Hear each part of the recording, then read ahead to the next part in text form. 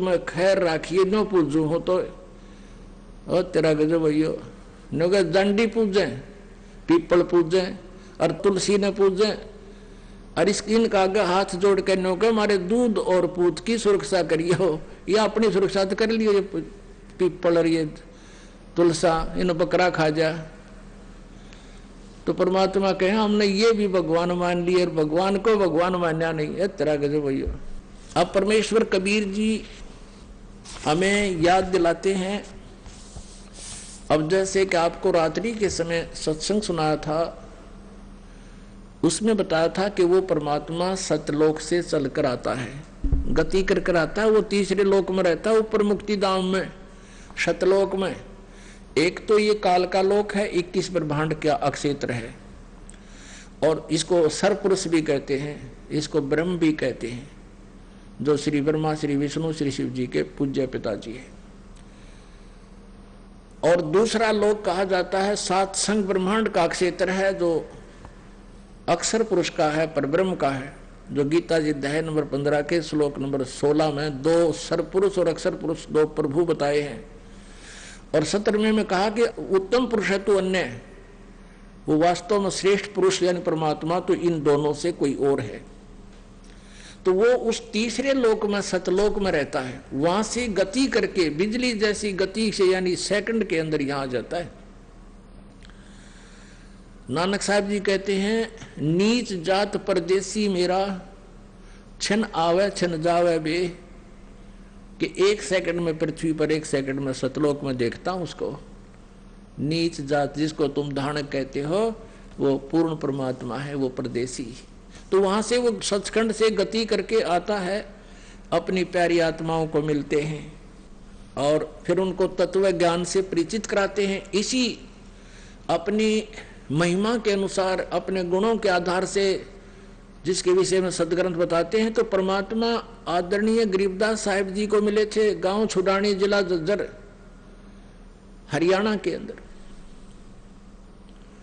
और उस अच्छी आत्मा को, उस नेक आत्मा को, जिन जैसी अच्छी आत्माओं को वो मिलते हैं, वेद में ये भी प्रमाण दिया है कि जैसे आकाशीय बिजली किसी विशेष धातु पर ही गिरती है, अन्य स्थानों पर नहीं, तो ऐसे ही वो परमात्मा उन अच्छी आत्माओं पर ही अट्रैक्ट होते हैं। हमारे जैसे अड़ंगान वो क्या करेंगे, वो आकर के जो सुन बिले और मानना नहीं, जैसे 64 लाख शेष हो गए थे परमेश्वर कबीर जी के, जब वो परमात्मा बनारस में रहते थे एक दानक रूप में। 64 लाख शेष जिनको इतने सुख दे दिए थे वो सोच भी नहीं सकते थे।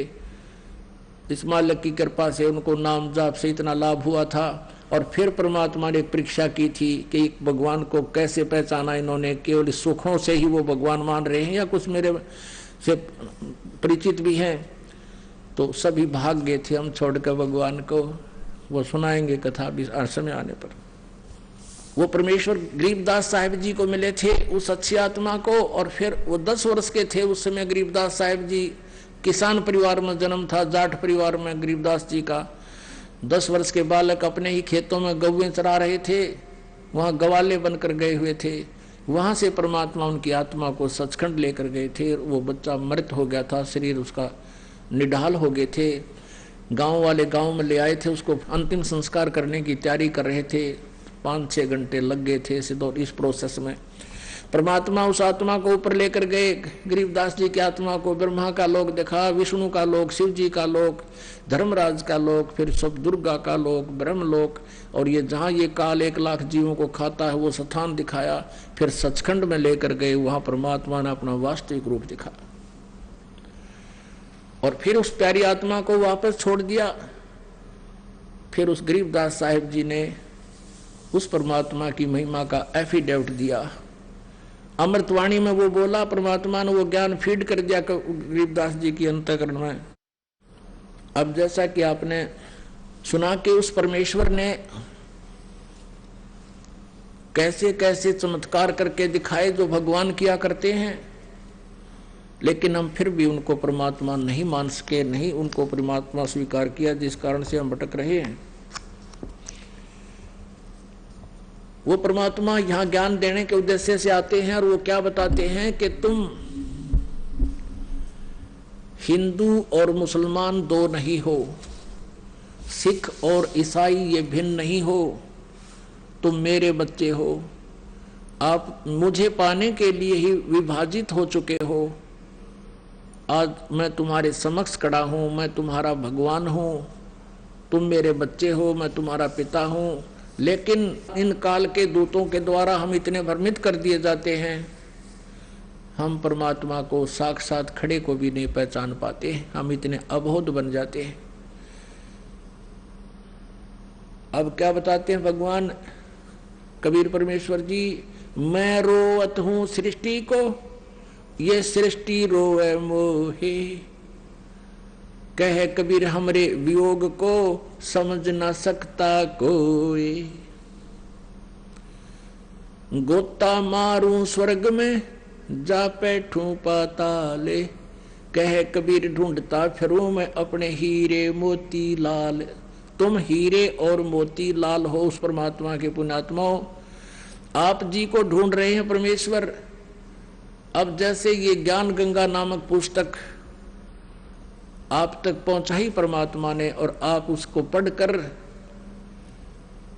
आप खींचे आ रहे हो, क्योंकि ये दास जो है उस कबीर परमात्मा का एक समझो जैसे कबाड़िए होते हैं ना, कबाड़िए, और वो अपने दिहाड़ी पर नौकर छोड़ देते हैं कि भी ये ले जाओ चुंबक। वो क्या करते हैं, लोहे को लाकर कबाड़ी को देते हैं, कबाड़िया उनको तोल कर उसके हिसाब से उनका रेट दे देता है उनको मजदूरी। तो वो क्या करते हैं कि चुंबक भी साथ रखते हैं और उस चुंबक को धागे से बांध कर ऐसे जमीन पर लटकाते घिसड़ाते चलते हैं। जो लोहे के कण होते हैं उसको चिपक जाते हैं और वो उतार के उनको अपनी झोली में डाल लेते हैं, और जो कंकर पत्थर हैं वो पड़े रह जाते हैं। फिर उन लोहे के कणों को जो कि मिट्टी में जर रहे थे, खत्म हो रहे थे, उनका अस्तित्व नष्ट हो जाना था, वो वापस आ गए कहाँ, फिर कारीगर के पास। उसको फिर उन्होंने नए सिरे से उसका कोई नया औजार, कोई चम्मच बना दी, कोई फिर है कितना अच्छा औजार बन गया, यानी उनका सदुपयोग हो गया। तो आप जी इस संसार रूपी कंकर, उनमें लोहे के कण थे, स्टील के कण थे, आप परमात्मा के हंस थे, और इस परमात्मा ने चुंबक फेंक दिया सब जगह और आप उसके चिपक कर आ रहे हो। अरे बाप का नया जीवन शुरू हो जाएगा। तो गरीबदास साहिब जी ने परमात्मा से परिचित होने के उपरांत प्रभु की महिमा का एक कलम तोड़ विवरण किया है। कबीर परमेश्वर की महिमा बताते हुए गरीबदास जी कह रहे हैं कि वो किस प्रकार हमें समझाया करते थे।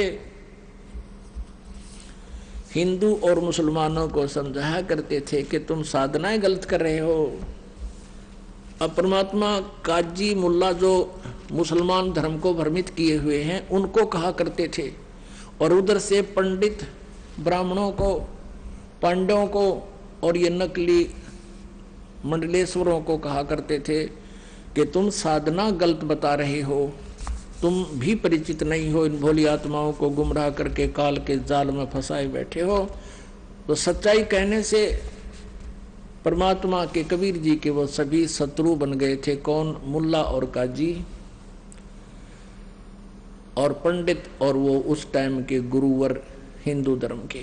परमात्मा क्या कहा करते थे, काशी जोरा दीन का ये काजी खिलस करंत, गरीबदास उस सरे में झगड़े आन पड़ंत।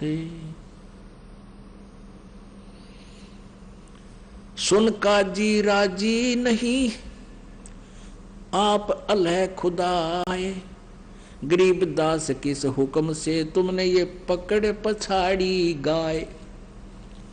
अपने आत्माओं परमात्मा कबीर जी मुसलमान काजियों को कहा करते थे कि तुमने किसके आदेश से ये गाय मार दी, मांस खाने का आदेश कौन सी किताब में लिखा है। जैसे आप जी को कल रात्रि के समय रूबरू कराया था पवित्र बाइबल से, उत्पत्ति ग्रंथ में, उत्पत्ति ग्रंथ के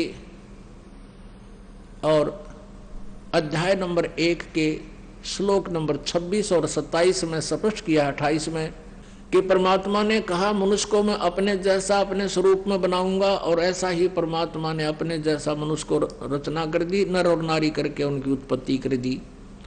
फिर उनको आदेश दिया कि तुमने मांस नहीं खाना, केवल पृथ्वी के ऊपर जितने भी बीज वाले पौधे और फलदार वृक्ष हैं, ये फल ये तुम खा सकते हो, किसी को भी मांस खाने का आदेश नहीं है परमात्मा का। और पुण्यात्मा गरीबदास जी साहब कह रहे हैं कि कबीर साहब ऐसे कहा करते थे, नबी मोहम्मद नमस्कार है, राम रसूल कहाया, 1,80,000 को सौगंध जिन नहीं कर्द चलाया। कि नबी मोहम्मद आदरणीय हैं, नमस्कार है उनको, वो तो अल्लाह के रसूल बनकर आए थे, उन्होंने ये जुल्म नहीं किए। नबी मोहम्मद नमस्कार है, राम रसूल कहाया। और हजरत मोहम्मद जी के उस समय 1,80,000 अनुयायी बने थे। कहते 1,80,000 को सौगंध जिन नहीं कर्ज चलाया।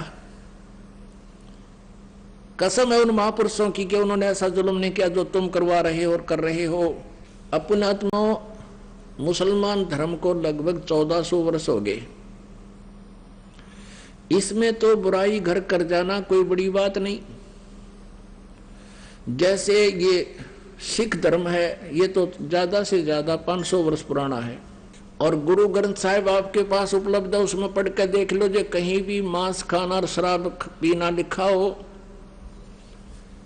और ये कमावे शख और बड़े बकरे और पीवे दारू। अब से पहले इतनी बुराई करगी इस पवित्र धर्म के अंदर, तो वो तो 1400 वर्ष पुराना हो गया। और यदि ये इस बुराई का अंत नहीं हुआ और 800 वर्ष के बाद सिख धर्म के आने वाले उस ग्रुप में ये कहने लग जाएंगे हमारे गुरु जी भी ऐसे खांदे पींदे सी, ये उनकी अपनी भूल है, वो महापुरुषों ने कभी छुआ तक नहीं था। तो यहां क्या बताते हैं, नबी मोहम्मद नमस्कार है, राम रसूल कहाया, 1,80,000 को सौगंध जिन नहीं कर चलाया। फिर क्या बताते हैं, अर्श कुर्श पर अलह तकत है। ओए होए, अर्श कुर्श पर, अर्श माने आसमान के, कुर्श माने अंतिम छोर पे। अर्श कुर्श पर अल्लाह तकत है, और खालिक बिन नहीं खाली, वो पैगंबर पाक पुरुष थे साहिब के अब्दाली। क्या बताते हैं कि उस परमेश्वर का, कबीर भगवान का, अल्लाह अकबर का अर्श कुर्श पर अल्लाह तकत है।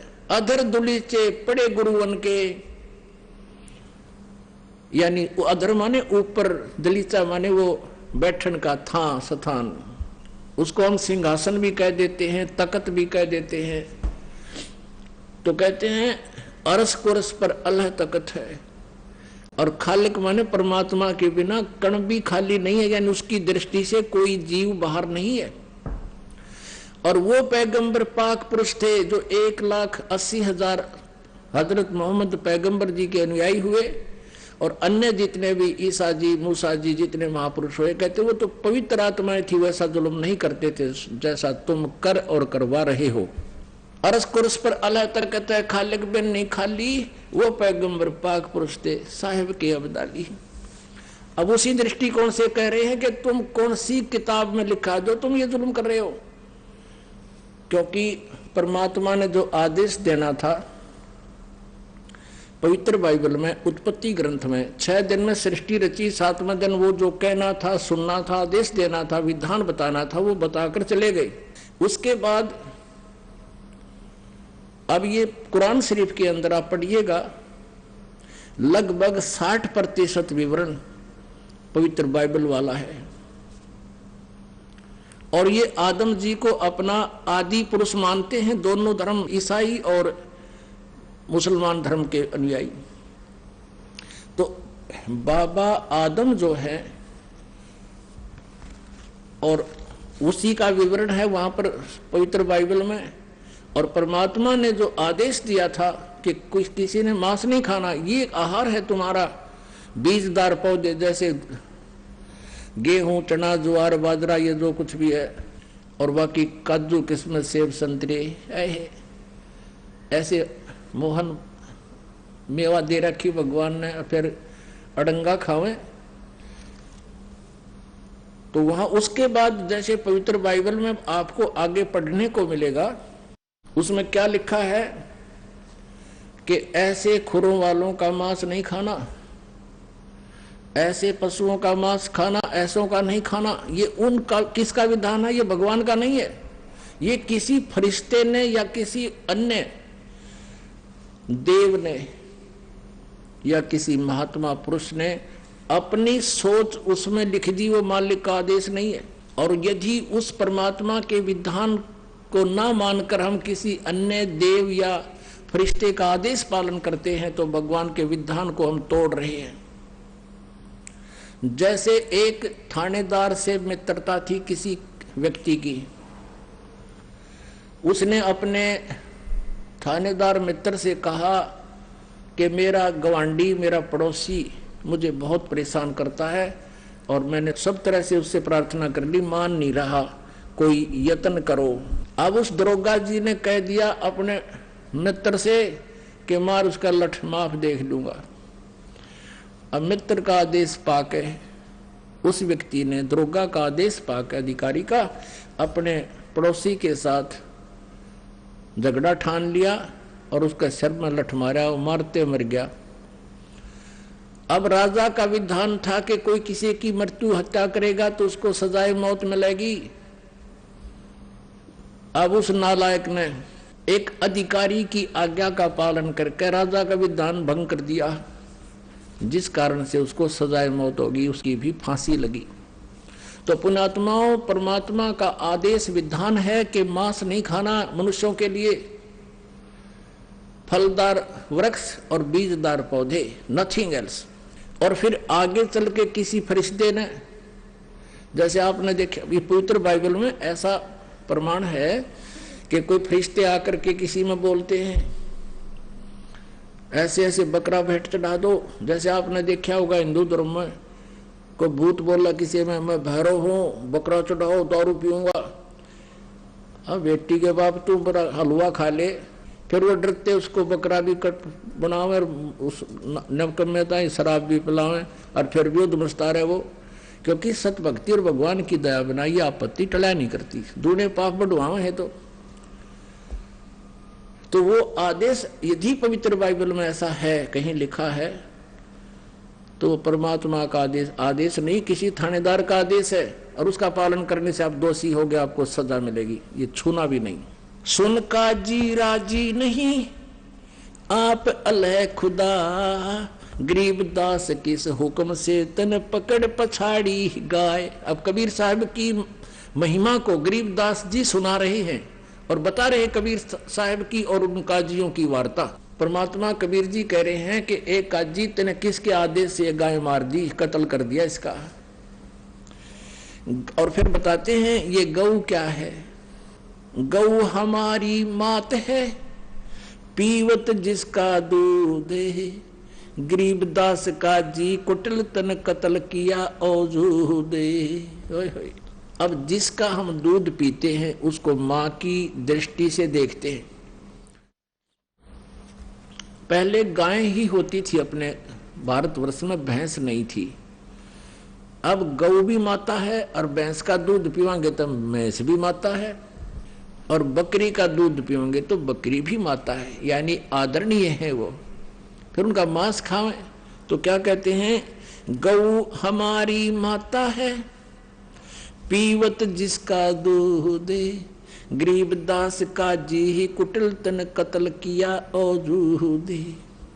गौ आपनी अम्मा है, तापर छुरी नबा, गरीब दास घी दूध को ये सब ही आत्म खावे। अब परमात्मा परमेश्वर कबीर जी कितनी यानी हमारे हित की बात कहा करते थे, लेकिन वो स्वार्थी व्यक्ति परमात्मा के शत्रु बनते चले गए।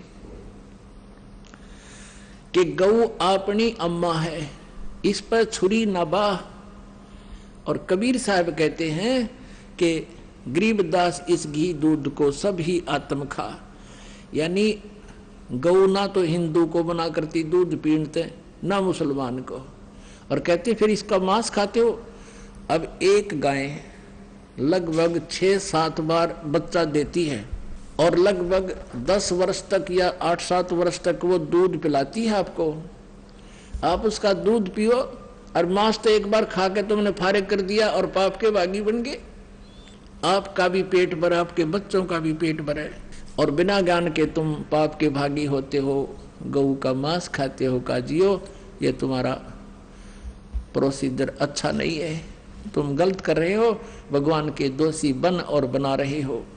अब क्या बताते हैं, ऐसा खाना खाइए माता के नहीं पीड़ी, गरीबदास दरगह सर तेरे गढ़ में पड़े जंजीरी। काजी पटक कुराने को उठ गए सिर पीटे, गरीबदास जो ला कही ये बानी अकल अधीठ। अब जैसे ज्ञान चर्चा होती थी, परमात्मा उनको ये नसीहत दिया करते थे, उनको शिक्षा दिया करते थे, तुम ऐसा मत करो, तुम पाप के भागी हो रहे हो। कहते हैं वह काजी और मुल्ला उनके साथ इतना, क्योंकि वहां बैठे उपस्थित लोग तो इस बात से सहमत होते थे कि कबीर जी ठीक कह रहे हैं, और उनकी मिट्टी पलीत हुई थी। तो कहते हैं वहीं पर कुरान शरीफ भी छोड़ गए और चले गए, कहने लगे हम राजा को शिकायत करेंगे, इसकी ये निकम्मा आदमी है। और क्या बोले, जुल्हा दीन बिगाड़िया काजी आए फेरे, गरीबदास मुल्ला मुर्ग अपनी अपनी बेरे। अब काजी मुल्ला उठ कर चले गए, गोष्ठी हो रही थी, सैकड़ों की संख्या भगत मुसलमान और हिंदू उपस्थित थे। तो काजी मुल्ला उठ कर चले गए, उनको फिर लाए पकड़ के कि जाओ ना बैठो, चर्चा तो करो। फिर बैठ गए। अब परमात्मा क्या बताते हैं, मुर्गे से मुल्ला बनो तुम मुल्ला फिर मुर्ग, गरीबदास दो जग धसोगे तुम न पावे नहीं स्वर्ग। अब क्या बताते थे कि परमात्मा का विधान है, आज मुर्गे को तुम काट रहे हो, बकरी गाय को काट रहे हो, अगले जन्म में काजी तू तो मुर्गा होगा, मुर्गा, और मुर्गा बनेगा काजी, ये तेरी गर्दन काटेगा, ये तुम्हारा टेट फॉर टेट सदा बना रहेगा। तो ऐसा जुर्म ना करके तेरे को आगे फिर ये मुर्गा बनकर शीश देना पड़ेगा इसको। फिर क्या बताते हैं, काजी कलमा पढ़त हो और बाचो फिर कुराने, गरीबदास इस जुल्म से तेरे डूबे दोहू जिहान। कि एक तरफ तो तुम कलमा पढ़ते हो, जैसे मंत्र होता है ना अपना मंगलाचरण हम पढ़ते हैं, और गायत्री मंत्र यजुर्वेद के 36वें अध्याय का 3रा श्लोक है, उसको मंत्र को पढ़ा करते थे। तो वो तो कहते तुम पवित्र वाणी कलमा तो पढ़ रहे हो भगवान की महिमा का, और उधर से गाय काट रहे हो। अरे तेरा गजब, वो ये क्या बात हुई, इधर से तुम भक्ति कर रहे हो और वो जुल्म कर रहे साथ की साथ। काजी कलमा पढ़त हो तुम और बच्चो फिर कुराने, इसे पवित्र ग्रंथ को भी पढ़ते हो और फिर तुम गाय बकरे मुर्गे काटते हो। गरीबदास इस जुल्म से थरे डूबे दो जिहान, यानी दोनों स्थान बिगड़ जाएंगे, ना तुम यहाँ के रहोगे ना तुम स्वर्ग जा सकते, यहाँ भी तुम इब्रान माटी यानी पाप के भागी होगे। अब परमात्मा दोनों धर्मों को कहा करते थे, यानी काजी और मुल्ला और पंडितों को, दोनों दीन दया करो मानो वचन हमारे, गरीबदास गौ सूर में एक बोलन हारे। ओए होए, अब देख कितनी विनम्रता से बोल रहे हैं कबीर परमेश्वर के, दोनों धर्म दया करो और मानो वचन हमार। और कबीर साहब कहते हैं और सूर और गौ में एक सा ही जीव है। फिर क्या बताते हैं, सूर गऊ में एक है गाय भखो न सूर, गरीबदास सूर गऊ का दोहू का एक नूर। मुल्ला से पंडित भय पंडित से भय मुल्ले, गरीबदास तज बैर भाव तुम कर लो सुल्ल मुसुल्ले। अब क्या बताते हैं कि हिंदू वाले पंडितों के मुल्ला काजी और ये मुसलमान काफिर हैं, और मुसलमानों के काजी और मुसलमान कहते हिंदू काफिर हैं। अब कबीर साहब कहते हैं देखो आज तुम पंडित हो हिंदू धर्म में और कल आपकी मृत्यु हो जाएगी, आप मुसलमान धर्म में जन्म ले सकते हो और फिर आप काजी भी बन सकते हो, और काजी आज मुसलमान धर्म में है तो कल वो हिंदू धर्म में जन्म लेकर वो पंडित भी बन सकता है। तुम आपस में ये झगड़े छोड़कर सुल्लम सुल अपना कंप्रोमाइज कर लो। मुल्ला से पंडित भवे और पंडित से भव मुल्ल, गरीबदास तज बैर भाव तुम कर लो सुल्लम सुल। हिंदू झटके मारे ही ये मुस्लिम करें हलाले, गरीबदास दो दीन का थरा होगा हाल बेहाल। अब देखो कितनी अपनी अपनी चतुरता दिखा रहे हैं। हिंदू के पंडित भी भेंट चढ़वाते हैं, माताओं को बदनाम करते हैं कि काली तो झोटे मांगे काली माई, और फलानी माई बकरे खाती है, वो माई फिर मुर्गा खाती है, खावा बेटी के बाप ये जीभ के चठोरे। तो कहते हैं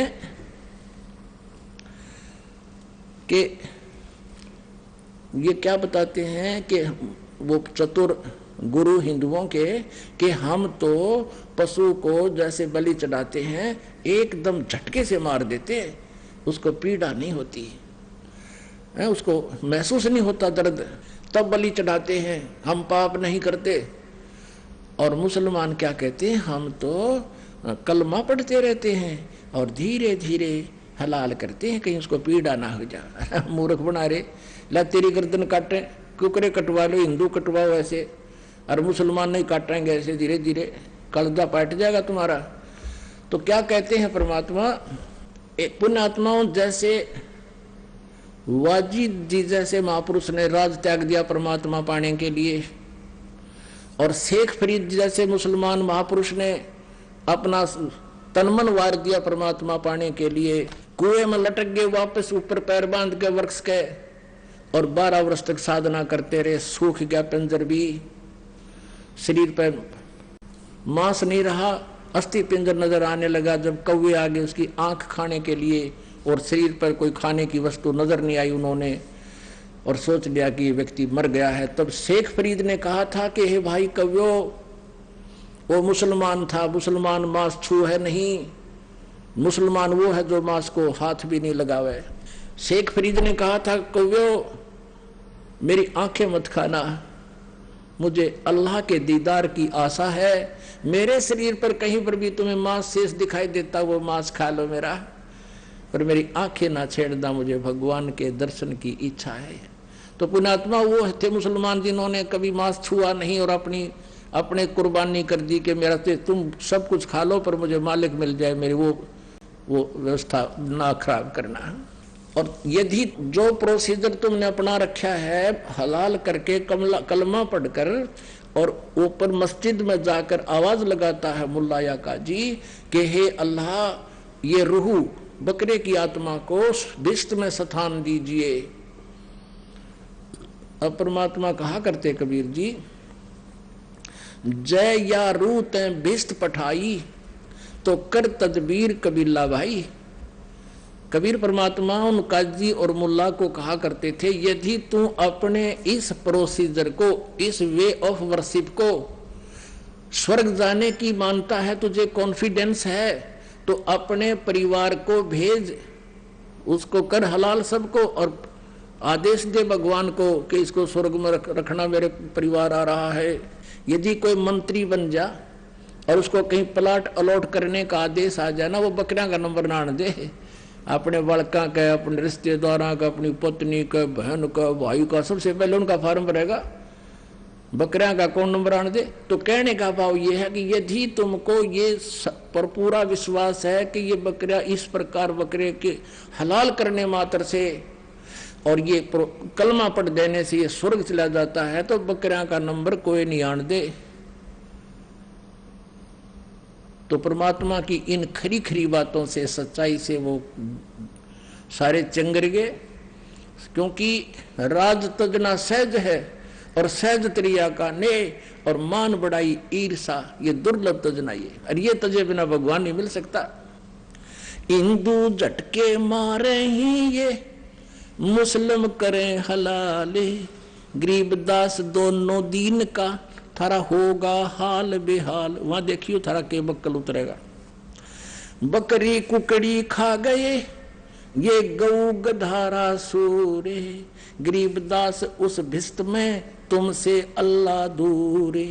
भगवान तो निकट भी ना हो थारे, इसे नाला कहाँ गए। रब की रूह मारते और खाते मोरे मोरे, गरीबदास उस नरक में नहीं खुन्नी को ठोरे। घोड़े ऊंट अटक नहीं ये तीतर क्या खरगोश है, गरीबदास इसे कुकर्मी से अल्लाह है सो को से। सुन मुल्ला उपदेश तू कुफर करे दिन रात, गरीबदास हक बोलता और मारे जीव अनाथ।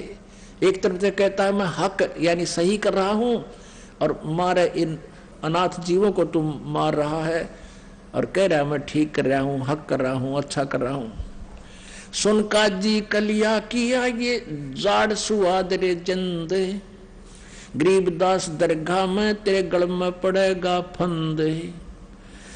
अब क्या बताते हैं कि कैसा खाना खाओ। बासमती चावल पके, बासमती चावल पका और गरत खांड टुक डारे, गरीबदास करो भक्ति ही ये कूड़े काम निवार। अब खाने का क्या बताते हैं कि बासमती तो चावल बनाओ और उसमें खांड और घी देसी डाल कर खाओ और भक्ति करो, ये बकवाद छोड़ दो। बासमती चावल पका गरत खांड टुक डारे, गरीबदास करो बंदगी ये कूड़े काम निवार। फिर क्या बताते हैं, फुल्का धोवा दाल कर अलवा रोटी खाए, गरीबदास का जी सुन ये मिट्टी मांस ना पकाए। कहते हैं भाई फुल्के और दाल बढ़िया बना के खा अपनी मूंग की, और अलवा रोटी बना ले जो ज्यादा तेरा ब्योत अच्छा है, तो गरीबदास का जी सुन ये मिट्टी मांस ना पका। रोजे रखें और खून करें फिर तस्बीह ले हाथ, गरीबदास दरगह सरेतन बहुत करी है घात। कबीर साहब कहा करते दिन में तो तुम रोजे रखो, व्रत रखते हो भगवान के लिए, और सामने वो कर्म बिगाड़ दिया, मुर्गा मार दिया, बकरा काट दिया, है तरह के भैया। काजी खिलस उठाए दे तज रोजे की रीत, गरीबदास अल्लाह बजो ये समय जावेगा बीत।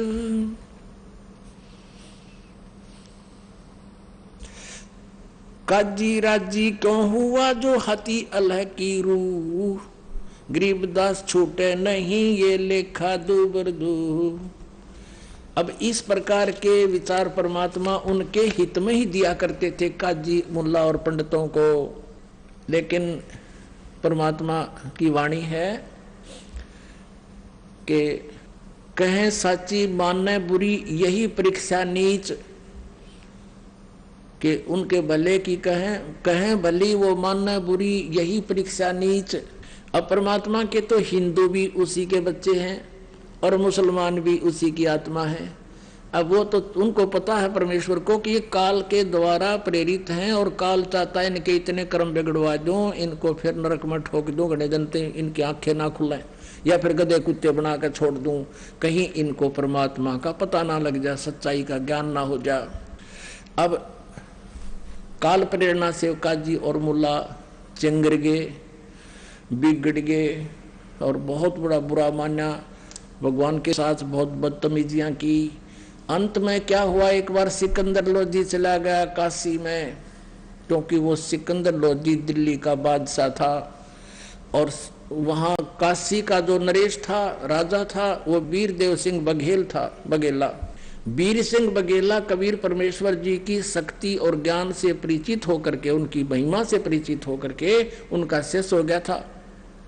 अब वो पंडित और काजी इसलिए वो शांत थे, वहां चुप बैठे रहते थे, कबीर जी के साथ तो खसते रहते थे, लेकिन राजा के पास नहीं जाते थे शिकायत करने कि वो तो इनका शिष्य है।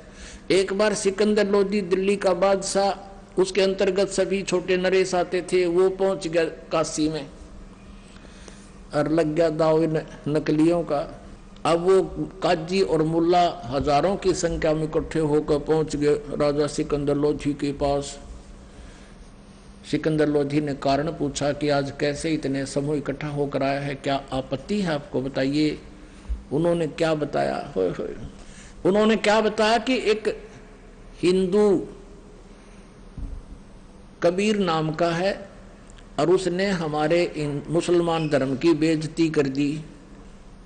वो कहता है कि मांस मिट्टी मत खाओ और हमारे मुसलमान धर्म की क्रियाओं को गलत बताता है और अपने आप को भगवान बताता है।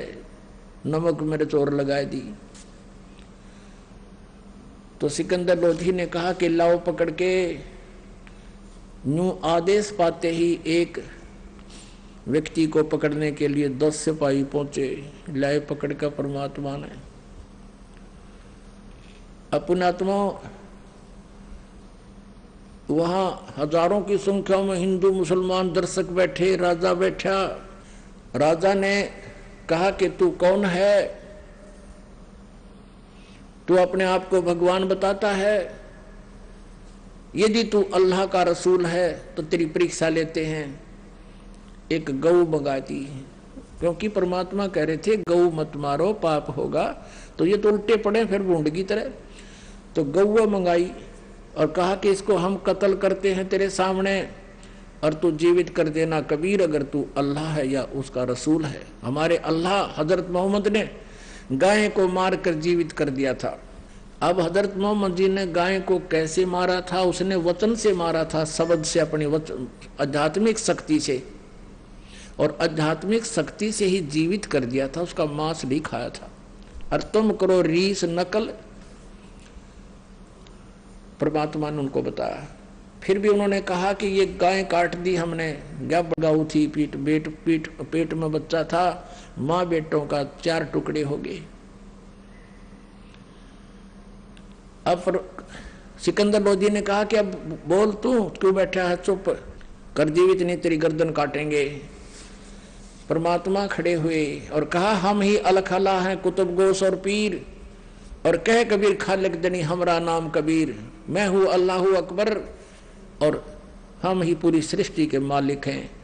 हम ही अलखला हैं कुतुब गोस और पीर, गरीबदास खालिक दनी मेरा नाम कबीर।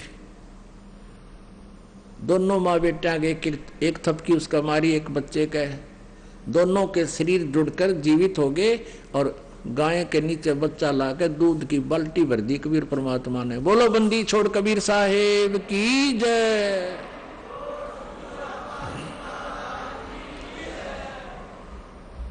तो पुण्यात्माओं, ये परमात्मा है, मूर्ख मनवा काल की चिंता क्यों सताती है, सतगुरु अपना साथी है। और बताएंगे सामने। बोलो सतगुरुदेव की जय हो।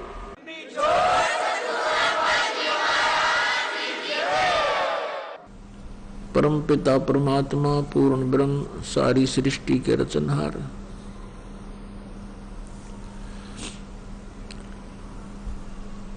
कुल मालिक कबीर परमेश्वर जी की असीम कृपा से आप चंद पुण्यात्माएं परमात्मा की महिमा सुनने के लिए यहाँ आश्रम में पहुंच पाए।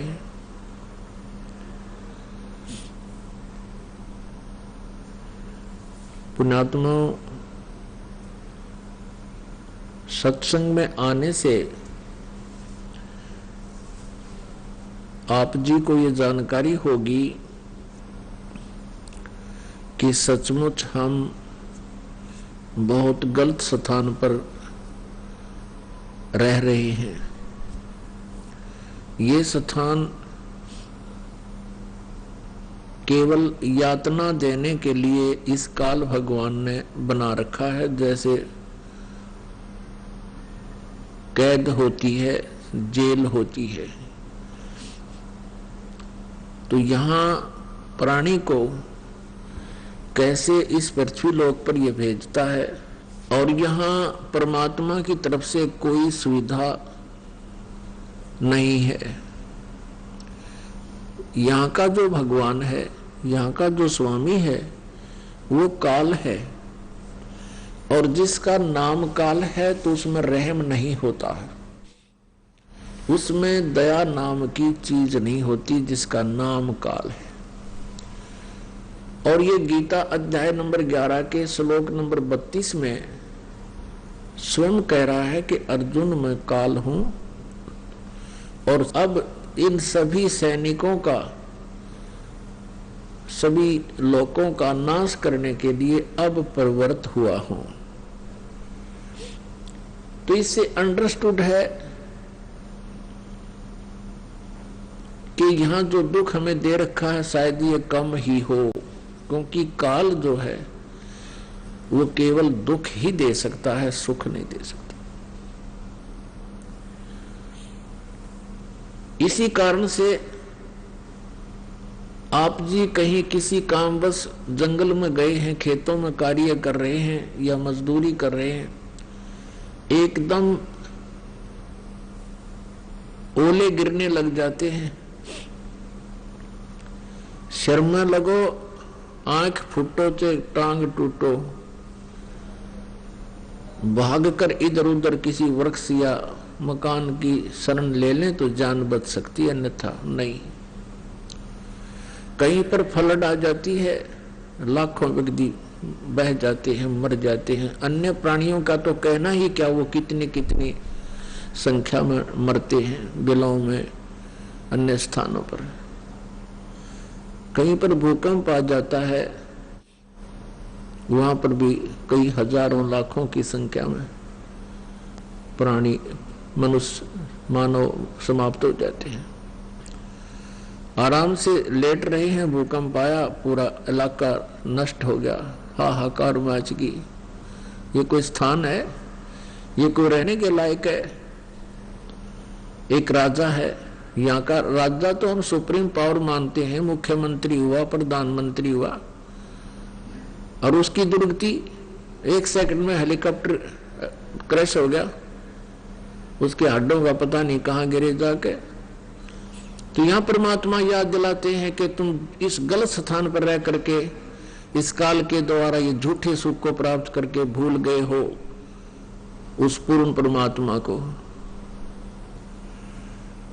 हमें याद दिलाते हैं परमेश्वर, कबीर कहां गर्बियो ये काल गह करके से, ना बेरा का मारेगा के घर के परदेशो। परमात्मा कहते हैं, ए भोले जीव, तू किस चीज पर अभिमान किए फिरता है? एक छोटी सी पोस्ट पा करके, एक छोटे से टुकड़े का मुखिया बनकर, राजा या मंत्री, प्रधानमंत्री बनकर तू कहाँ रह रहा है? ये काल गह कर केश, यानी तेरे बाल पकड़ेगा जब तेरी अंत समय आएगा, और वो अंत समय ना जाने कहाँ आ जाएगा। घर भी आ सकता है, और परदेश में तू गया है वहां भी आ जाएगा, तो वहीं तुझे मार डालेगा, छोड़ेगा नहीं। कहाँ जन्मे कहाँ पाले पोसे, खूब लड़ाए लाडे, ना जाने इस देह के है कहाँ खिंडेंगे आड़े। पुण्यात्मा परमात्मा की ये वाणी आप जी ने हृदय में धारनी पड़ेगी। और इस गंदे लोक में यदि तुम थोड़ा बहुत सहारा भी चाहते हो, सुख भी चाहते हो, प्रोटेक्शन भी चाहते हो कि ऐसी आपदाएं ना आवे हमारे ऊपर, तो इस परमेश्वर कबीर जी की शरण ही ग्रहण आपने करनी पड़ेगी। यदि पूरा विश्व आज इस परमेश्वर की शरण में आ जावे और ये दास जो नाम जाप और विधि और मर्यादा बता रहा है इसका पालन कर ले, तुम्हें फिर सतयुग जैसा माहौल शुरू हो जाएगा। सतयुग में क्या होता है कि बहुत लंबी आयु हो जाती है, क्योंकि अकाल मृत्यु नहीं हो सकती, ये काल फिर अटैक नहीं कर सकता, और आपस में बहुत ही अच्छा प्रेम बनेगा, या लूट खसोट रिश्वतखोरी हाहाकार मची है, इस माया ने सबको अंधा बना दिया। ऐसे बड़े बड़े मंत्री और मुख्यमंत्री, प्रधानमंत्री तक के ऊपर ये भ्रष्टाचार के आरोप लगते हैं। शर्म की बात है, क्योंकि इंसान की जमीर खत्म होगी। क्यों होगी? क्योंकि तत्व ज्ञान से परिचित नहीं है, भगवान के विधान से परिचित नहीं है, आध्यात्मिक कर्मों से परिचित नहीं है। इसी कारण से हम गलतियों पर गलती करते जाते हैं। एक माया के कारण ही भाई से भाई शत्रु बन जाता है, बहन भाई की शत्रु बन जाती है, भाई बहन का शत्रु बन जाता है। माता पिता की कदर रही नहीं, माया माया दिखाई देती, शर्म रही नहीं, लाज रही नहीं। पुण्यात्माओं, परमात्मा कबीर परमेश्वर जी की शरण में आने से आप जी ये सोच भी नहीं सकते, हे परमात्मा, हम पहले वही व्यवसाय था, वही हमारा जॉब था, वही नौकरी थी या कोई व्यवसाय था, और हम सारा दिन भटकते रहते थे, रात को भी नींद नहीं आती थी और ओवर टाइम भी करते थे, फिर भी हमारा गुजारा ढंग से नहीं हो रहा था और टेंशन ग्रस्त रहते थे। इस परमेश्वर की शरण में आने से, क्योंकि ये ज्ञान ऐसा हो जाएगा आपको, और फिर साथ भगवान का आपके साथ हो जाएगा, आपकी सबसे पहले ये टेंशन समाप्त करेंगे। और आप ये सोच भी नहीं सकोगे, हे भगवान, उसी पैसे में, उसी ही नौकरी में, तनख्वाह में आज हम बहुत अच्छी तरह अपना गुजारा भी कर रहे हैं और दो पैसे हमारे पास भी रह रहे हैं। इसके एक कारण तो ये होगा कि आपका जो बीड़ी, शराब, मांस, तम्बाकू, ये पैसा जो व्यर्थ होता था वो आपका सेविंग में आ जाएगा। दूसरा ये होगा कि आप डॉक्टरों के यहां जाते थे। पुण्यात्मा, जब इंसान के पाप कर्म बढ़ जाते हैं, बताते हैं हमें आकर के कि थोड़ा सा सिर में दर्द हुआ था, डॉक्टर के पास गए, सीटी स्कैन बोल दिया और उसमें जो है ना मस्तिष्क में कोई गांठ बता दी, ऑल इंडिया में भेज दिए, लाखों रुपये लग गए, सिर का ऑपरेशन हो गया और कुछ दिनों के बाद फिर जो की तो सती थी फिर होगी। एक गांठ निकाल दी तो गांठ तोड़ भी हो सके हैं, क्या फाइनल हो गया काम फिर इसमें? तो कहने का भाव यह है कि जब इस परमेश्वर की शरण में आप आ जाओगे, वही बीमारियां, वही रोग जो लाखों रुपए में ठीक नहीं होते थे, आपके 10, 20, 50 रुपए की दवा में आराम होना शुरू हो जाएगा। बहाना करता है परमात्मा, थोड़ी बहुत औषधि भी लेता रहे और साथ में परमात्मा की भक्ति करे, फिर देखना कैसे होता। तो पुण्यात्माओं, ऐसे बहुत से भक्त आते हैं, वो बताते हैं कि जी पहले हमारे साल भर में कम से कम भी 20,000 रुपए का मेडिकल का खर्चा होता था, डॉक्टरों का। आइए अब हम उन श्रद्धालुओं के अनुभव जानते हैं जो जगत गुरु तत्वदर्शी संत रामपाल जी महाराज जी से दीक्षा प्राप्त कर चुके हैं तथा उनके द्वारा बताए गए भक्ति मार्ग पर चल रहे हैं। नमस्कार सर। नमस्कार सर। सर क्या नाम है आपका? मेरा नाम राजेंद्र प्रसाद है। सर आप कहाँ के रहने वाले हैं? हम दिल्ली में बगरपुर मोड़बंद में रहने वाले हैं। सर संत रामपाल जी महाराज से नाम दीक्षा लेने से पहले आप क्या भक्ति साधनाएं करते थे? हम देवी देवताओं की पूजा करते थे और बाद में किसी ने बताया कि गुरु बनाना बहुत जरूरी है, तो हमने एक गुरु भी बनाए थे, रामदास था उनका नाम, वो कबीरपंथी थे, दामा खड़े से जुड़े हुए थे। सर आप देवी देवताओं की पूजा करते थे और इसके अलावा आपने कबीरपंथी रामदास जी को भी अपना गुरु बनाया, तो ये भक्ति साधना करते हुए आपको इनसे क्या लाभ मिले? उनसे हमें कोई लाभ नहीं हो रहे थे, बस परेशानी हो रही थी। हमारी मिसेज को दमा था, मेरे को शुगर था, पैरों में सूजन हो जाती थी, चला फिरा नहीं जाता था, और लड़का भी हमारा बिगड़ रहा था, सारे नशे करता था, लड़ाई झगड़ा करता रहता था। रोज़ रोज़ पुलिस वाले आते रहते थे, पकड़ दकड़ होती रहती थी उसके साथ। और मिसेज को ऊपरी चक्कर भी हो गया था, क्योंकि हमारी एक लड़की ख़त्म हो गई थी, उसी की आत्मा उसको परेशान करती थी। और हमने सब जगह वैष्णो देवी, बालाजी और मौलवी, और जिसने जहाँ बताया देवबंद, सहारनपुर, सब मौलवियों के पास गए, कहीं से भी उनको आराम नहीं आया। सर, आपने बताया कि जो भक्ति साधनाएं आप करते थे उनसे आपको कोई लाभ नहीं हुआ, आपको दमे की शिकायत हो गई, आपके घुटनों में दिक्कत आ गई, आपका लड़का गलत रास्ते पर चला गया, इसके अलावा बहुत सारे नुकसान ही नुकसान आपको झेलने पड़े। तो इन सब परेशानियों के बीच आपको संत रामपाल जी महाराज के बारे में जानकारी कहाँ से मिली? टेलीविजन के द्वारा हम टेलीविजन पे देखते रहते थे, बदल बदल के सत्संग की कोई हमारी परेशानी दूर करने वाला ऐसा आदमी मिल जाए। तो एक दिन कबीरपंथी होने के नाते कबीर साहब के बारे में बता रहे थे रामपाल जी। तो उसके बाद हमने सत्संग सुनना शुरू कर दिया। फिर इंटरव्यू में दिखाया गया कि ऐसे ऐसे भूत बाजा और कष्ट करते हैं। तो फिर हमने वहाँ पे मैसेज करके ज्ञान गंगा मंगाई, ज्ञान गंगा को पढ़ा। फिर हमारे घर पे ज्ञान गंगा आने के बाद हमने उसमें पीछे नक्शा लिखा हुआ था, उस नक्शे के अनुसार जाने की वो बनाया प्लान। फिर हम वहाँ गए बरवाला, और रामपाल जी महाराज जी से वहाँ जाके हमने नाम दीक्षा ली।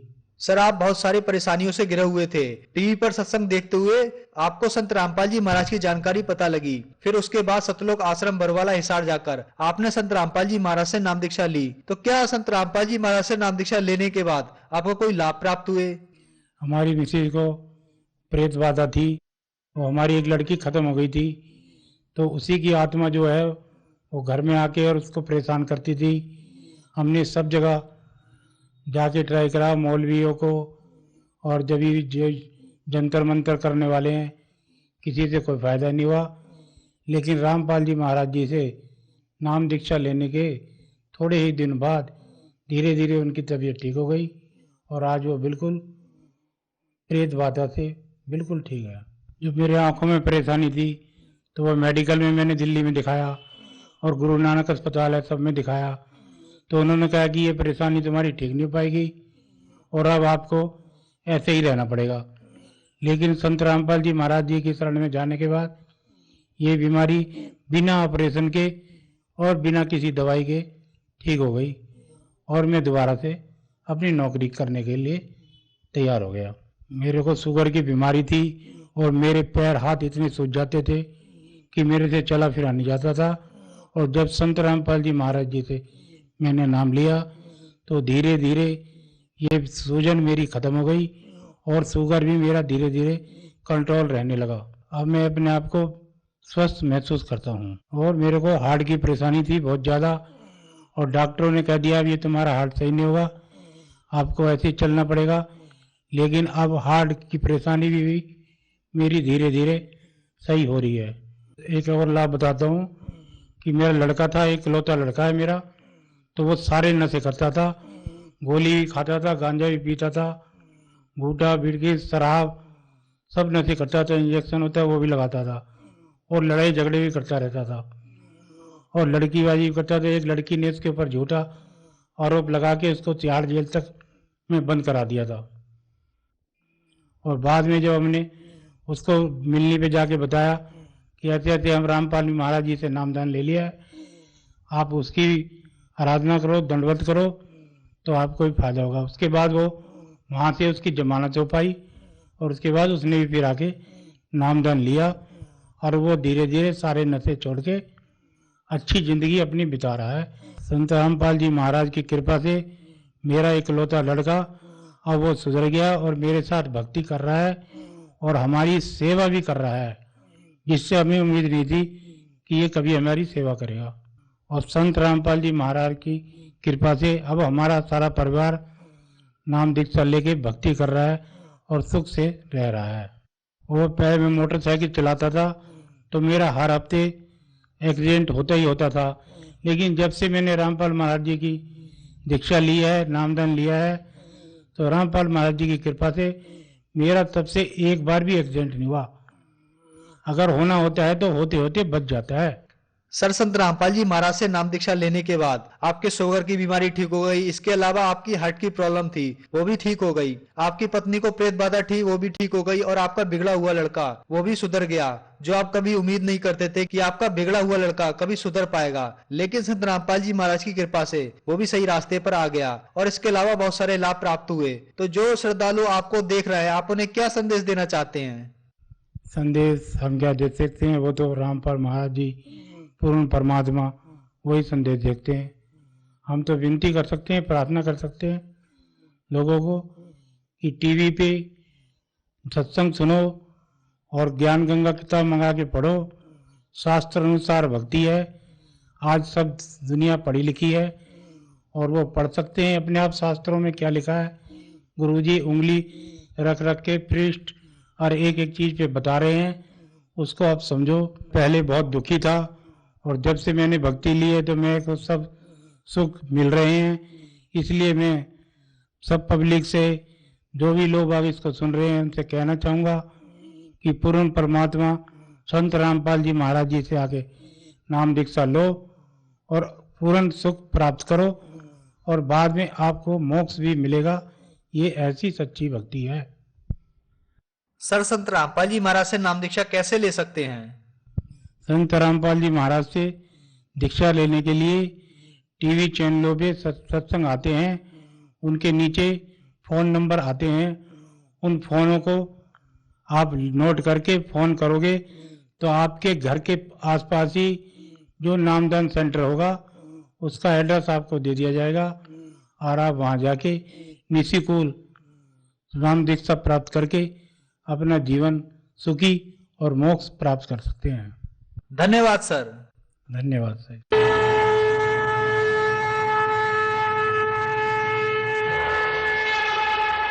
आप सुन रहे थे जगत गुरु तत्वदर्शी संत रामपाल जी महाराज के मंगल प्रवचन। अधिक जानकारी के लिए संपर्क करें 8222